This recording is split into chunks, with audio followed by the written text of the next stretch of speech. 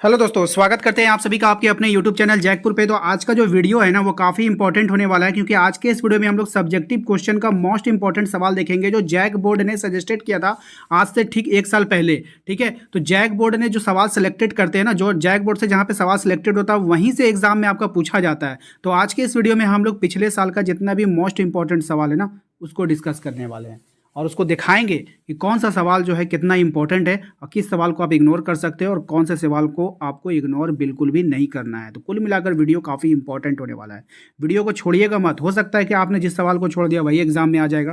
तो वीडियो में शुरू से लेकर अंत तक बने रहना और सभी सब्जेक्टिव सवालों को हम लोग देखने वाले हैं आज के इस वीडियो में।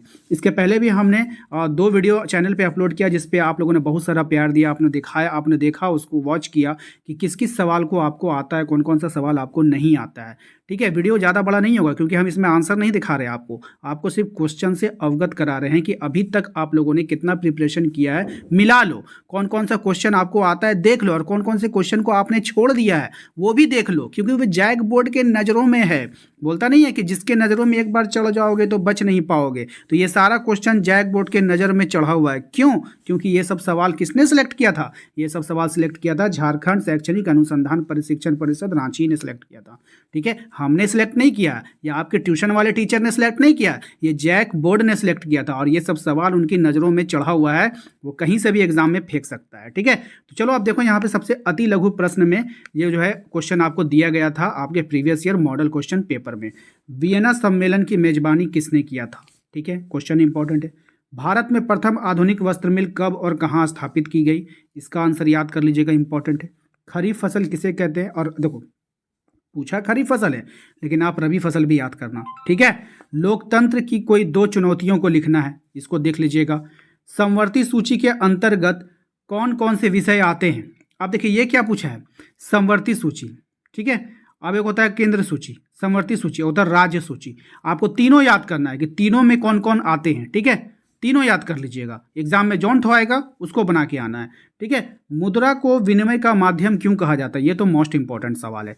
और विदेशी निवेश से क्या तात्पर्य है? ये सब छोटा छोटा आपको याद होना चाहिए। ठीक है, नहीं है तो कर लीजिए, इंपॉर्टेंट रहेगा आपके एग्जाम के लिए बाबू। ठीक है, अब यहाँ पे देखो क्या है, क्वेश्चन नंबर 8 में कह रहा है असहयोग आंदोलन में भारतीयों द्वारा अपनाए गए विभिन्न तरीकों का उल्लेख करें। यानी असहयोग आंदोलन में भारतीयों ने कौन कौन से तरीके अपनाए थे ये आपको बतानी है।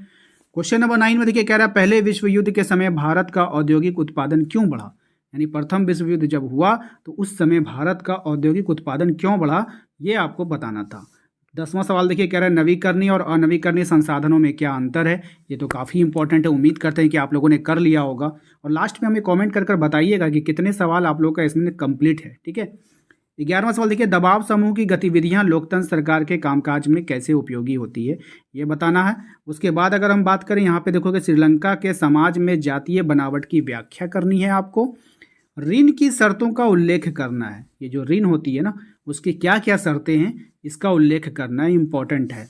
विश्व व्यापार संगठन की किन्हीं 3 उद्देश्य को लिखना है, ये सवाल भी काफ़ी इंपॉर्टेंट है। उम्मीद करते हैं कि आप लोगों ने अभी तक इसको कर लिया होगा। उसके बाद बारी आती है हमारे दीर्घ उत्तरीय प्रश्न उत्तर की। दो दीर्घ उत्तरीय प्रश्न, इसको ध्यान से देख लीजिए आप लोग। 18वीं सदी के यूरोप में कुछ लोगों को ऐसा क्यों लगता था कि मुद्रण संस्कृति निरंकुशवाद का अंत और ज्ञानोदय होगा? ठीक है, तो ये सवाल को करिएगा क्या, इस सवाल को ना 2-4 बार पढ़ के जाना है। ठीक है, इसको नोट करके रखिएगा कहीं पे कॉपी में, ऊपरा में नोट कर लीजिएगा जिन जिन सवाल को पढ़ के जाना है। देखिए तैयारी ऐसे नहीं होती है, तैयारी कैसे होती है वो बताते हैं।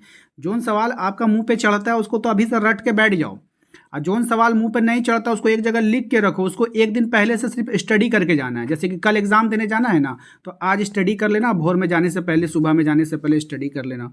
बात समझ में आया कि नहीं? उसको स्टडी कर लेना, सिर्फ रीड कर लेना उसको। ठीक है, होगा क्या कि अगर एग्जाम में आ गया ना तो उसको बना कर आओगे, छोड़ के तो नहीं आओगे, ये मेरा गारंटी है। ठीक है, हाँ, वाक्य बनाने आता है ना, गाय एक पालतू जानवर है, निबंध लिखने आता है ना, घोड़ा पे लिख देते हो ना, घोड़ा का 2 आँख 2 कान 2 नाक होता है, कैसे लिख लेते हो? तो इसको भी लिख लोगे, सिर्फ आप पढ़ के जाओगे, जानकारी होगा तभी तो। दिमाग में टेंशन लेकर नहीं पढ़ना, एकदम दिमाग ठंडा करके पढ़ना है। सोचना है कि कुछ हम पढ़ रहे हैं, कहानी पढ़ रहे हैं, राजा महाराजा की कहानी पढ़े, अंग्रेजों लोगों की कहानी पढ़ रहे हैं, पढ़ के चल जाना। वही बात होगा वहाँ पर, अगर एग्जाम में आ गया तो बना के लिख देना, नहीं आए तो कोई बात नहीं है। ठीक है, लोकतंत्र किन परिस्थितियों में सामाजिक विविधता को संभालता है और उनके बीच सामंजस्य बैठाता है? बात समझ में आया कि नहीं?